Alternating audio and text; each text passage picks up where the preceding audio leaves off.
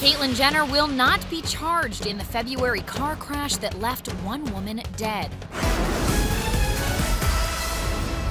The Los Angeles District Attorney made the announcement Wednesday, saying Jenner was not violating any laws, noting she was not going over the speed limit. That's something Jenner reiterated earlier this month. I was under the speed limit.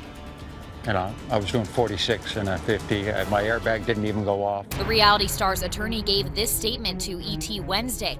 "We are heartened the district attorney has agreed that even a misdemeanor charge would be inappropriate. A traffic accident, however devastating and heartbreaking when a life is lost, is not necessarily a criminal matter." The Malibu crash left 69-year-old Kimberly Howe dead and others injured. After the accident, Jenner said she would, quote, "cooperate in every way possible." In May, Howe's stepchildren filed a wrongful death lawsuit against the reality star.